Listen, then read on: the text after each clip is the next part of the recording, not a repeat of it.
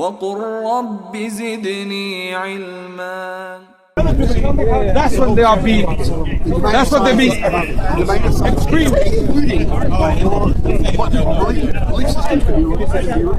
I asked you, give me evidence for your love. You cannot possibly produce evidence for your love for your mother. So I agree with you. You cannot provide empirical evidence for that. The feeling of love between you and your mother, you cannot give me possibly any empirical evidence, any scientific evidence. So science has nothing to say on the feeling of love. That's the point I'm making. I don't have to believe you. When you make a claim, let's say it's a hypothesis. It's a hypothesis that you love your mother. But is it a scientific hypothesis? No, it's not. It's not. Sorry.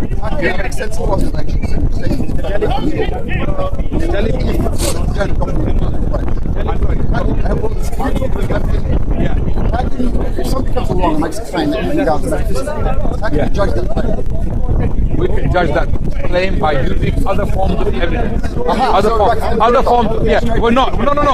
I said other forms of evidence, not empirical. This is where we disagree. You and I, we disagree on this point. You are adamant that science gives evidence for everything, right? I'm saying science does not give evidence for everything. Not yet. This is where we disagree. I believe everything. Every day.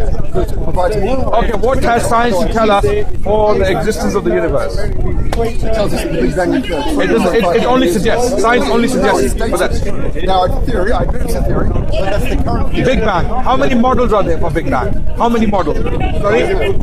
15 models, according to that gentleman, right? Okay, and there may be others in the making, right? There may be, right? So, which particular model do you oppose as the plausible model of the beginning of the universe? Sorry? So I want to know what happened before the Big Bang. What was before the Big Bang? Science has nothing to say on that. Okay. Exactly. So I believe what's before the Big Bang is metaphysical.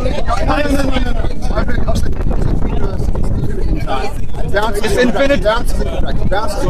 Right. That's what I believe. You believe that because that suits your belief. No, you believe that because you have chosen a particular view within a spectrum of views among astrophysicists and cosmologists. You have chosen one view because maybe you feel comfortable with it. Maybe. And you're not different to me. As a Muslim, I choose certain things that fit into my psyche. And as a believer, you're not different to me. You are a believer. You're a blind believer. No, I'm not blind. Are you a physicist? Are you a physicist? No, I'm not a physicist. I look at it. Let me ask you a question. Are you a biologist? Are you a physicist? I teach. Right. Have you seen evidence for evolution yourself in the lab? In the lab. You don't understand. You know, in the lab. Have you seen the evidence for evolution in the lab? Wait. You're not answering my question. You're not. Are you a scientist? No, science. Okay. No. You understanding science is one thing. Being a scientist is another. In the lab. Okay. Practically experimented, came up with conclusions. Chromosome. Can you do an experiment to show evolution? No, I'm not saying that. I am saying, have you seen? As a fact, by the world body of science, that regard evolution as a fact. There's so much evidence for evolution. Okay. Do you take your knowledge from major scientists in biology? Yes. Right. So you put your trust in them, right? Yes. In their integrity, in their credibility, in the credentials, and the list goes on. Right. Okay. Fine. No problem. So you put your trust in them, right? Likewise, you put your trust in astrophysics. Wait. Let me.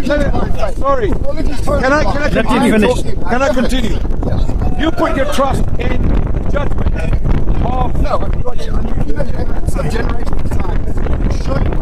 right. The evolution makes perfect sense. Okay. Given the fossil record, given the existence of dinosaurs, given the age of the universe. I've studied all of that. I know about the fossil record. I know. What evolution is. You didn't understand natural selection. I did. You made an assumption that I didn't. I knew exactly what you were talking about. Yeah.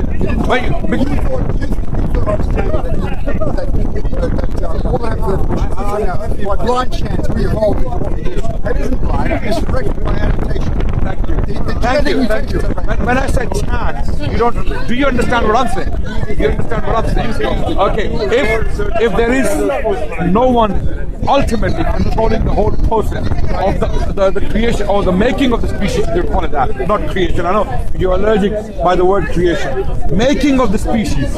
If there is no one controlling the process, this is what I'm talking about. Eventually, ultimately, it's chance.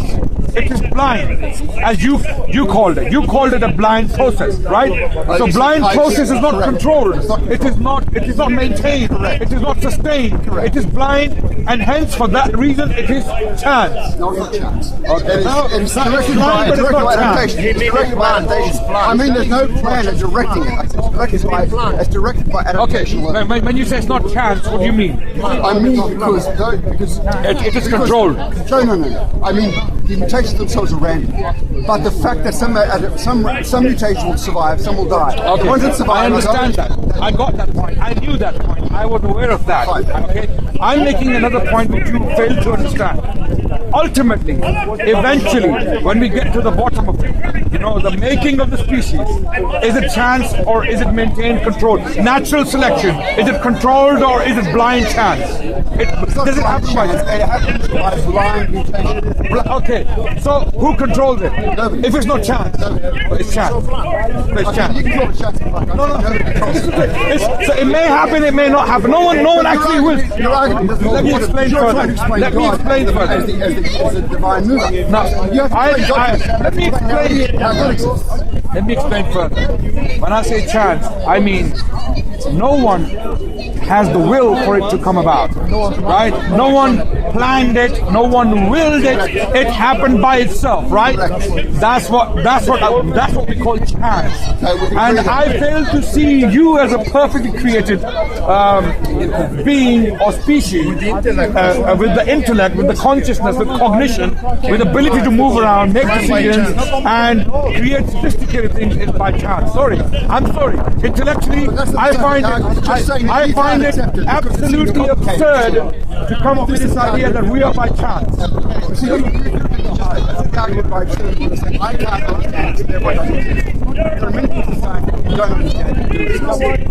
don't have to understand everything. Can you see atoms? Have you ever seen an atom? Atoms.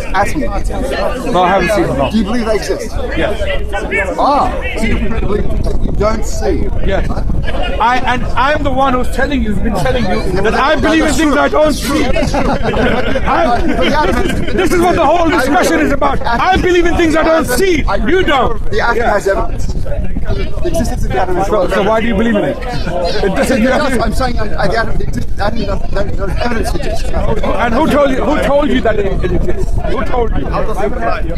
Who told you that it exists? I'm simply saying people like Rutherford. How do you know atom exists? Now, this is a good point you're raising. Because scientists, physicists, thank you. So you put your trust in them. Oh, yeah, you can. Physicists in the early 19th century did a lot of experiments that showed that what we understand is the current state of the atom, which is that it's a nucleus surrounded by a field of electrons, is the best explanation of how matter behaves at the quantum level.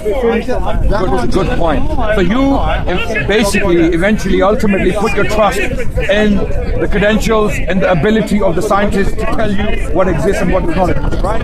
So you put your blind trust in scientists. It's not blind trust. I believe that they... Likewise, I as a believer... Scientists check each other all the time. Right. And they can be right and they can be wrong. Correct. Sometimes wrong. And if the evidence arises... Okay, so science... Very good. Religion is different. You have revelation and it cannot be touched. It can be touched. You're here as a perfectly intelligent man. Tell me where religion is wrong. My religion. Can you move forward because the devil... Devil's turned up. J. Smith. He's got loud voice, very loud voice.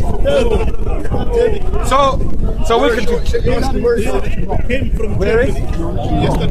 Yeah. Where can I begin with this one? Okay, before you tell me, wait. Before you tell me why it's wrong, you have to define what is wrong. What's right? Okay. So when you give me a definition of right and wrong, then we can talk about my religion, whether my religion fits into your definition of right or wrong. Let's fire away.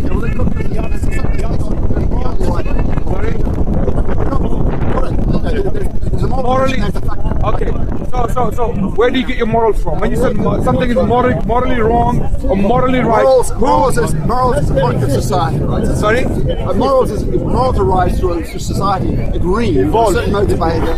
Very good. You made a very interesting point. The morals are taken from the society, right? If the society agrees on certain, so in the 1940s, Germany had a consensus that the Jewish were absolutely evil. Germans had reached this consensus. Social consensus. Social. No, I'm not saying all Germans. Of course not all Germans, right? Germans, some Germans, and the majority. They were in the majority because Hitler won. Hitler won the election. Hitler was chosen. Hitler, an evil man. This is how it works. Donald Trump. Ring the bell, right? Ring the bell. He's not very far. Okay. Well, we don't know what's going to happen in the future. We don't know what's going to happen. When Hitler came to power in 1933, he looked like a guy who lifts Germany out of oblivion because it went into by the First World War. Trump will not ban. Okay. He will not be able to circumvent. Well, no. You can. Trust me, you won't do a good job defending Trump. You won't. You will stand here and condemn him in a minute. If I start to give details what he has said and what he means by what he has said. Leave Trump aside. There's no currently there's no comparison between Hitler and Trump. I agree. Currently. Potentially what happens in the future, we don't know. So Hitler was chosen or elected by the German people by a landslide victory, right? He had convinced the masses in Germany that this is what I think of the Jewish people.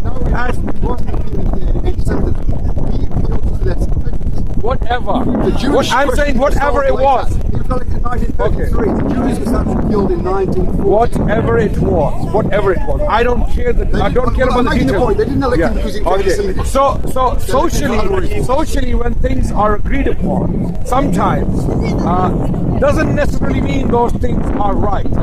Okay, just because there is a social consensus in a society on something. Alcohol, for example. Wait. Let's talk about a more homely example. Alcohol. Here in this society where we live now, alcohol is normal. People use majority, the majority, right? There's nothing wrong with having a pint or having a shot here and there. No problem with that, right? But we know alcohol is directly linked to 80% of the violent crimes taking place, right? That's true.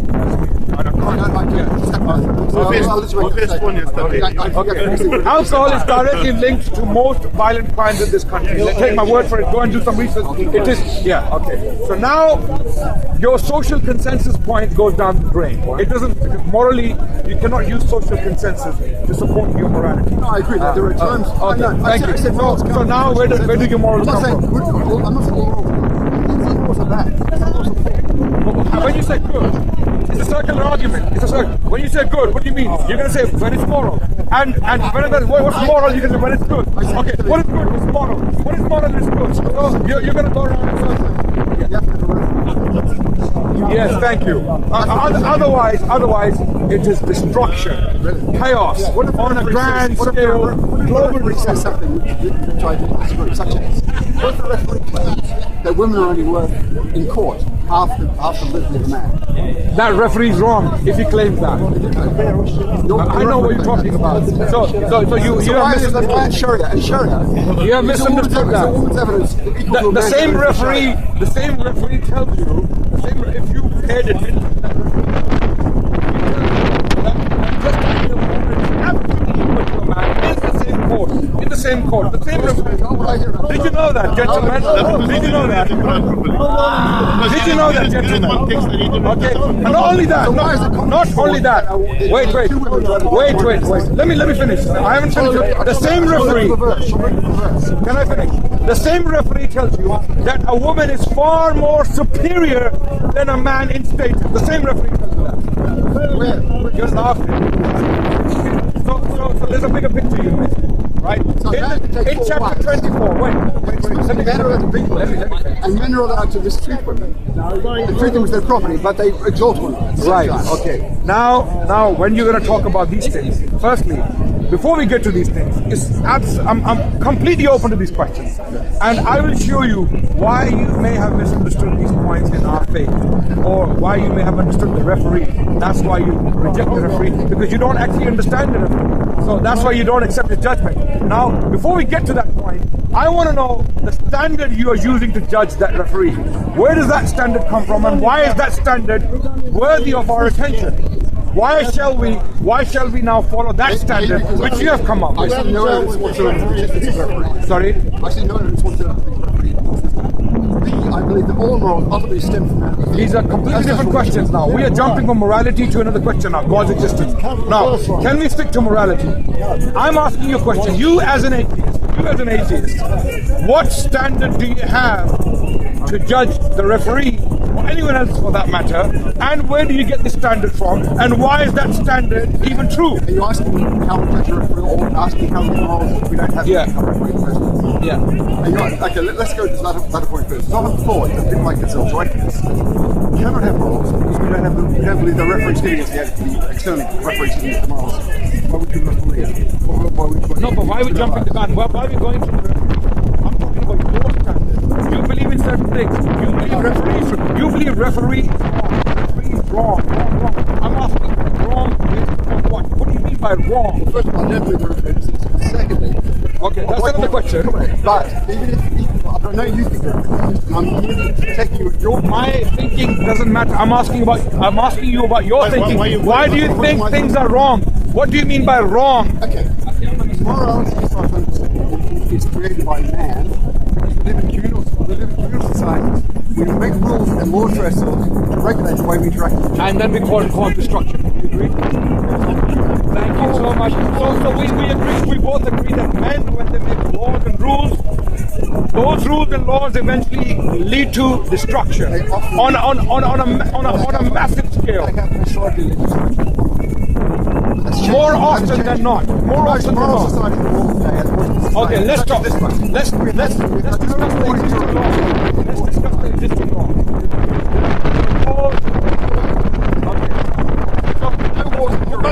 So the bottom line is, wait, can we not digress? The bottom line is, you have no set definition of wrong. You, as an atheist, have no set definition of wrong. The word wrong. Hence, you cannot use.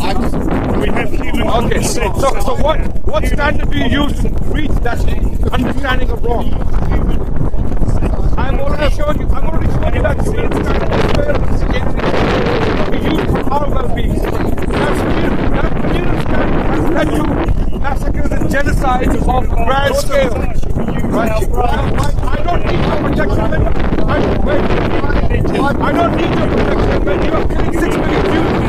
When you're killing 6 million Jews, I don't need your protection. I don't need your protection when Native Americans were completely wiped out of the map of America. I don't need your protection when 11 million.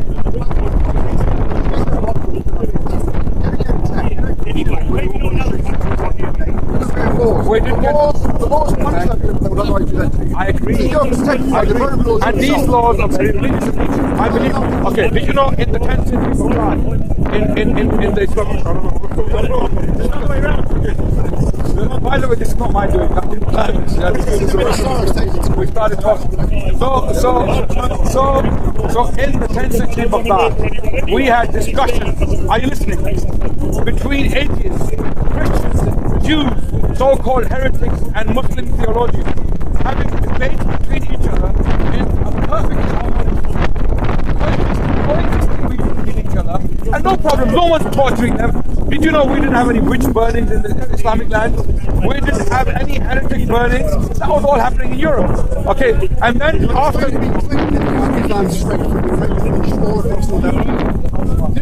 They're conquered by the sword.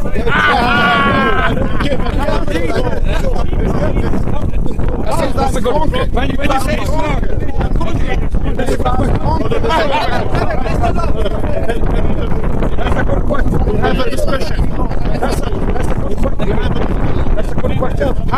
Islam spread from an Arabian settlement called Mecca to places like China and southern France? How did it happen? Okay, when you ask me how did it spread, Islam had at least two kinds of spreads. But one was territorial, right, and one was religious. How did Islam spread as a religion? It's a separate question. How did Islam or Muslim empire spread? Now, there is a distinction. What is the distinction? The distinction is that Muslims took the land by force, no doubt. I'm telling you categorically. I'm not one of those people who's going to run and hide and be apologetic about our history by force. The Muslims, early Muslims, fought the Byzantines and the Persians and the Chinese and the North Africans and Spanish King because they believed that these empires and kingdoms are absolutely oppressive. And why was the spread made so fast? What happened? How did it happen so rapidly? Some historians. Let me finish. No. The Arabs didn't have any nuclear weapons or tanks or Scud missiles or drones. So the Arabs. Wait. No, again, this is an area where I have thoroughly studied the spread of Islam, the early Islamic expansion or the early Islamic conquest. There are people like Carol Hillenbrand.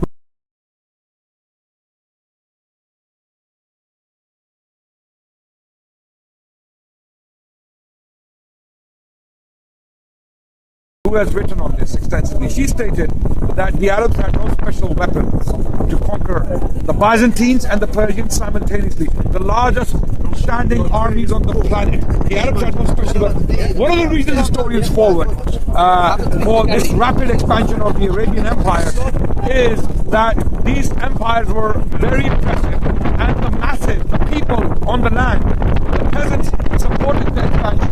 They came out to help the Arabs. They welcomed them as liberators. This happened in Syria, this happened in Egypt, this happened in Persia, this happened in North Africa, this happened in Spain. When Tariq bin Ziyad landed on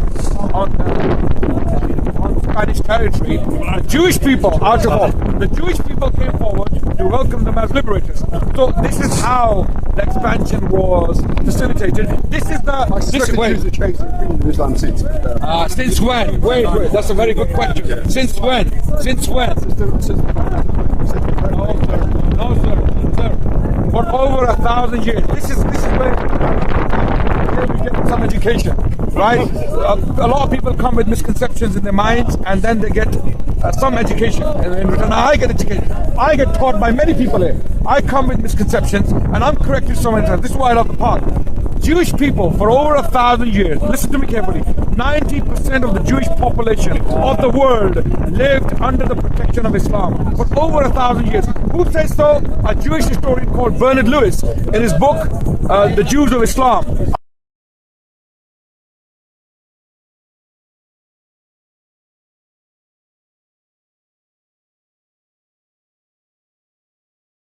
I'm not saying this.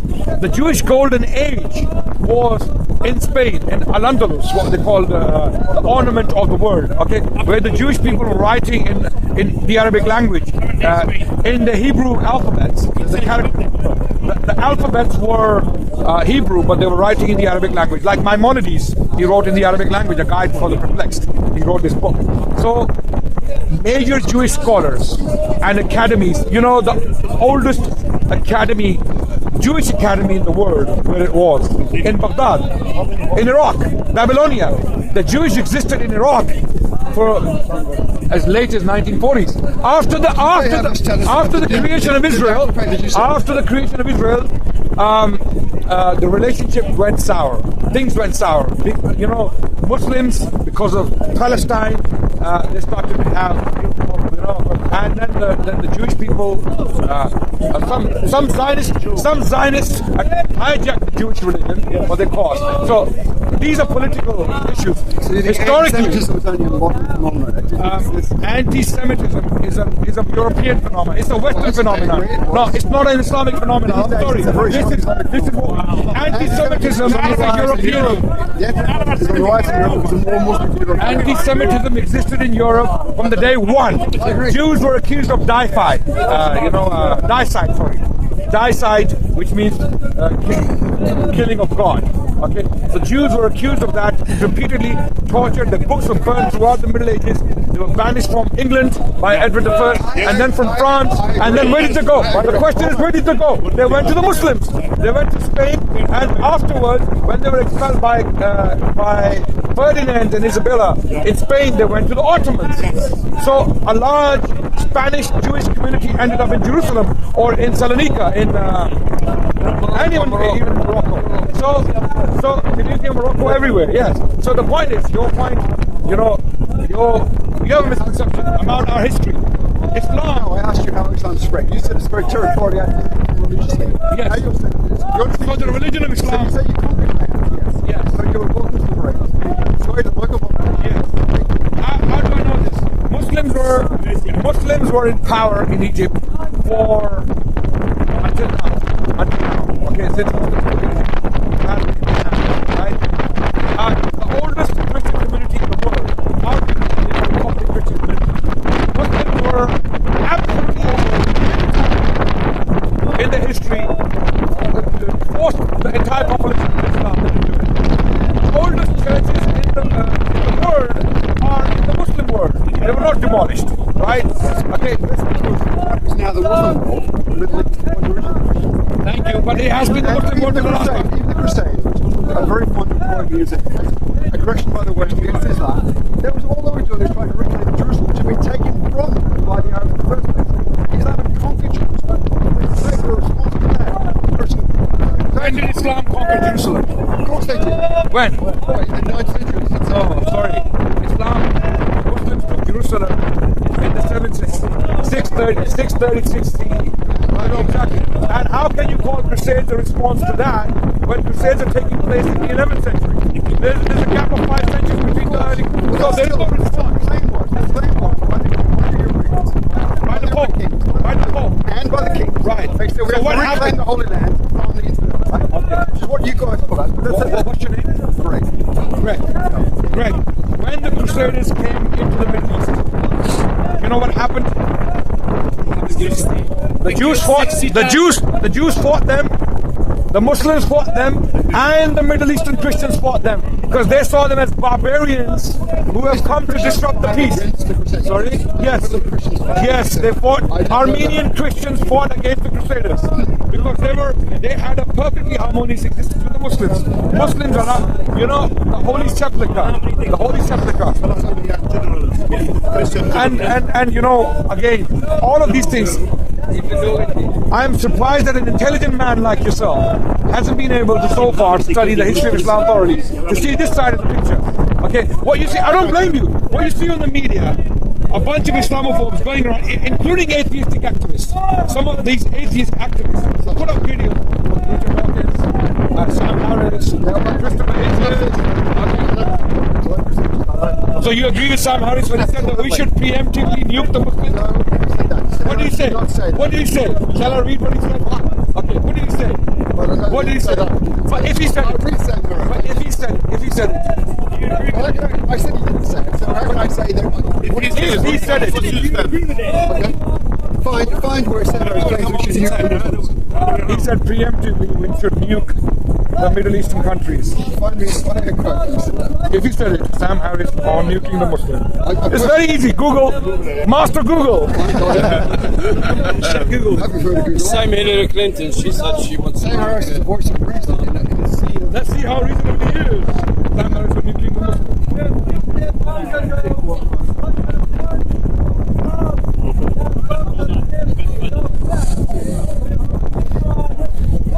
We should profile Muslims or anyone who looks like he or she could consider to be a Muslim. Okay, wait a second.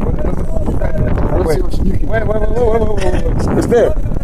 Sam Harris, the new atheist and anti-Muslim animus, Glenn Green. What did he say about nuking the Muslims?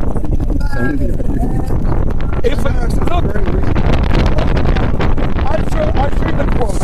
And if you read the quote, and if he said anything like it, will you condemn him on camera? Yes. As an atheist. If you say anything like that,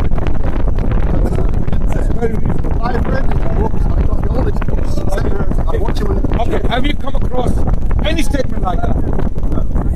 nothing like it. Not Sam. Okay. The quote. Anyway, we can move on. There's a video. No, we're not moving on. There's a video. There's a video. Ali, There's a Yeah, video. wait. No, but wait. There's this video. I want the specific quote. Google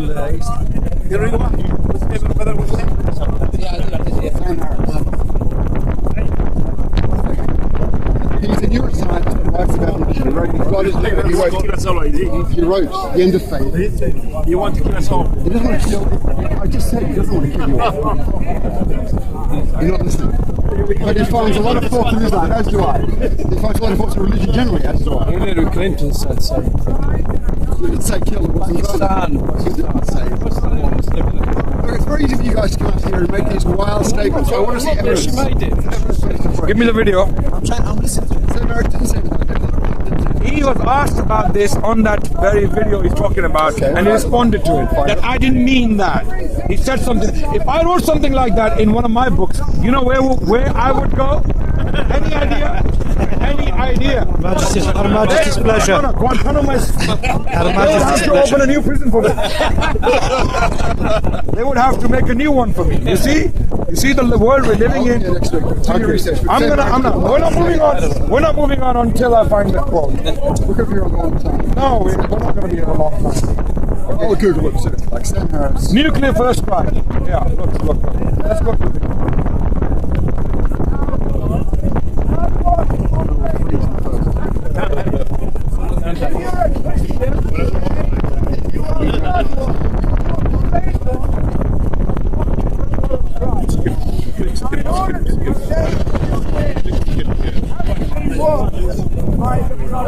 Sam Harris had written in one of his books that we should nuke the Muslims.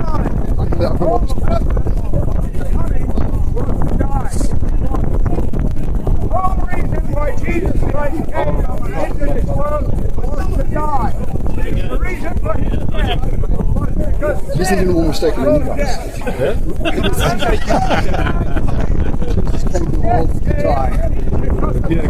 suicide mission. Doesn't make sense. If he was real crucifixion, he was execution more than sacrificial. He doesn't look convinced himself.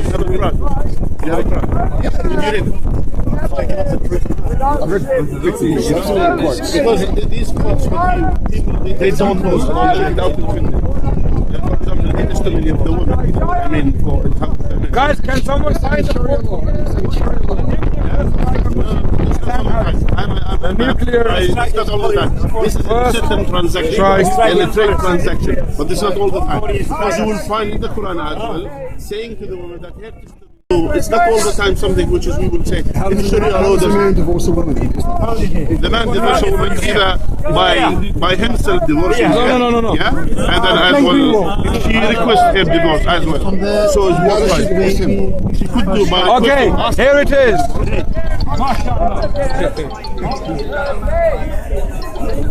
It's in his book. Which book is this? End of faith or something like that. If history is any guide, we will not be sure about where the offending warheads are or what their state of readiness is, and so we will be unable to rely on targeted conventional weapons to destroy them. In such a situation, the only thing likely to ensure our survival may be a nuclear first strike of our own. Needless to say, this would be an unthinkable crime, as it would kill tens of millions of innocent civilians in a single day. But it may be the only course of action available to us, given what Islamists believe. Yeah, what is Sam Harris. Man, do you know what he's saying on the video? He's saying basically, Wait. because when we Muslims die, we go Jannah. Okay, wait. Ali, calm down, man. Ali, yeah. If we read the quote, Sam Harris said that we should do a nuclear first strike on the Muslim world to prevent the Islamists from taking over the world. And although it may kill tens of millions of people, tens of millions. So it's okay with that. Tens of million people, but that will protect us. That will guarantee our survival, our protection. So, Did you read that quote again? okay, if it's Survival of the fittest, evolution. right. So this is now survival of the fittest in action. That was my ball. Be honest about this. Greg, wait, guys. No, you should, but and I'll be honest. If I wrote something like that in one of my books, even vaguely, what do you think would happen to me? Nothing. I can show you examples where people have not even sneezed. Forget about saying something. They haven't even sneezed. They end up in Belmarsh. They end up in Guantanamo Bay. Sometimes they're kicked off the plane for saying Alhamdulillah. You know, when we sneeze, we say praise to God in Arabic. When you say that in a plane, in the wrong plane, by the way, full of amazingly most of these planes, it doesn't happen in the Emirates flight going to Dubai. It doesn't happen because Emirates is run by a Muslim, mostly Muslim. But if it's a flight like, let's say, Pacific, American Airlines or one of the European airlines, it happens. If you say Alhamdulillah, you will be kicked out. Try it. You want to try it? My point is, Next time you fly, given the prevalence of terror in the world today, much of it is done terror of who? terror by Islamists against Western. Okay. When you say Islamists, who do you mean? It's people who profess to represent Islam. Are they evil? Are they wrong? They're evil and they're wrong. Based upon what?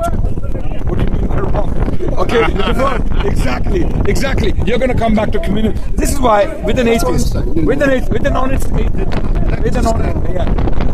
you cannot give me a set definition of morality as an atheist. You can't. And I've told you it's a lot.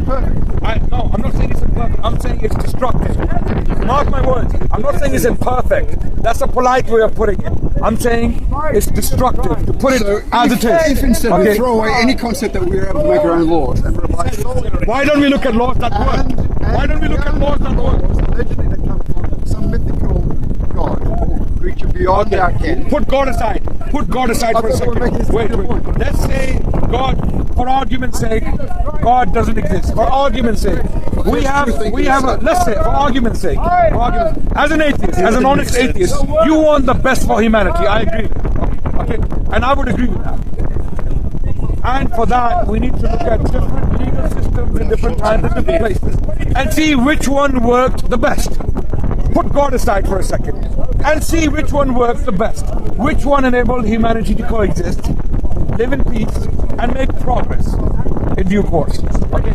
When we look at all of these legal systems, we come to realize throughout, let's say for the last 1,000 years, okay, when you look at the history of Islam and Muslim societies, you will see Jews there, you will see Christians there, you will see Muslims there, living side by side together, studying, teaching in universities, going to hospitals as doctors, as physicians, and they're working as philosophers. What I observe now is I see Muslims fleeing Muslim land. What you are observing now is the doing of colonial powers.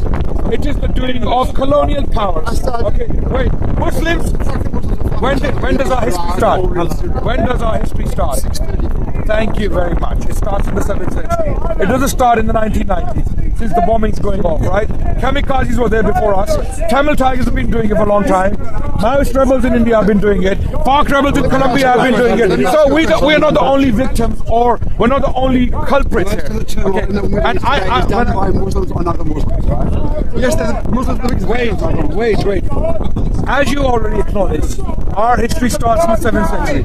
So why don't we start from our history and start seeing how we lived throughout history and what changed suddenly in the Muslim land? What happened? Suddenly there was a change.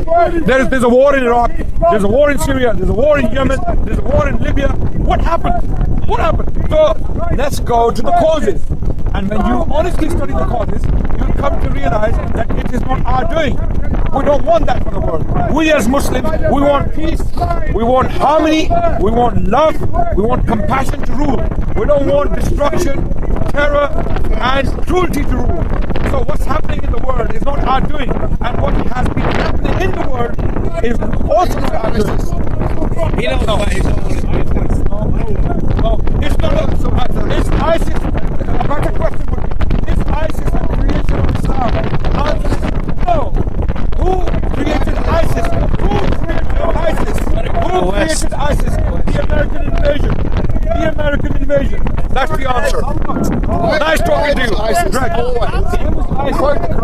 and they throw people off. And ISIS doesn't only quote the Quran. Jay Smith quotes the Quran. Jay Smith quotes the Quran, and he quotes it. He quotes. you like ISIS. Different to And you ISIS. like ISIS. Yeah. And you like ISIS. Are you protecting yourself? Because I'm. So Greg, nice talking to you.